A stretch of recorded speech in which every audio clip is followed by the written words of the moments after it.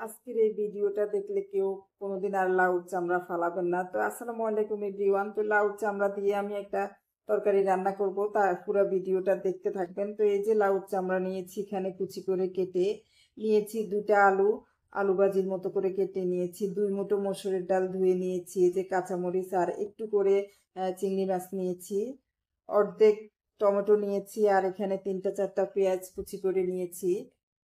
আর এই যে ধনিয়া পাতা নিয়েছি, এটা আমি রান্নার লাস্টে দিব। তো আমি প্রথমে লাউ চামড়াগুলা একটা পাতিলে নিয়ে নিলাম। এবার নিয়ে নিচ্ছি আলু।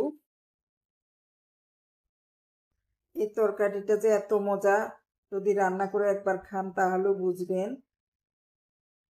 এবার আলু নেওয়া হয়ে গিয়েছে। এবার মসুরের ডাল দিয়ে দিচ্ছি। মানে একে একে আমি যা উপকরণ দেখিয়েছি সব উপকরণগুলা পাতিলের মধ্যে নিয়ে নিচ্ছি। এবার পেঁয়াজ নিয়ে নিচ্ছি। বাস, পেঁয়াজ নেওয়া হয়ে গিয়েছে। এবার চিংড়ি মাছ দিয়ে দিচ্ছি। টমেটো দিয়ে দিলাম। এবার কাঁচামরিচ দিয়ে দিয়েছি। এবার আমি একে একে হলুদের গুঁড়া দিয়ে দিচ্ছি 1 চা চামচ, মরিচের গুঁড়া দিয়ে দিলাম 2 চা চামচ, দিচ্ছি জিরা ধনিয়ার গুঁড়া 1/2 চা চামচ।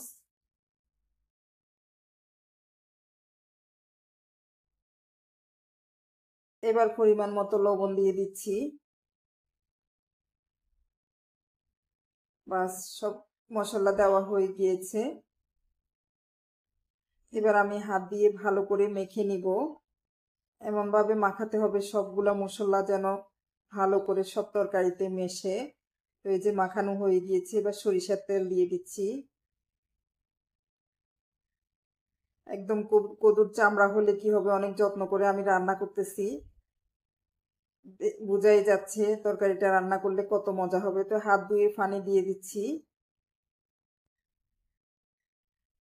পানিটা একদম মাখা মাখা করে দিতে হবে। বাস, পানি দেওয়া হয়ে গিয়েছে। এবার আমি এই অবস্থায় চুলায় বসিয়ে দিব। বাস, এবার চুলাটা জ্বালিয়ে দিচ্ছি।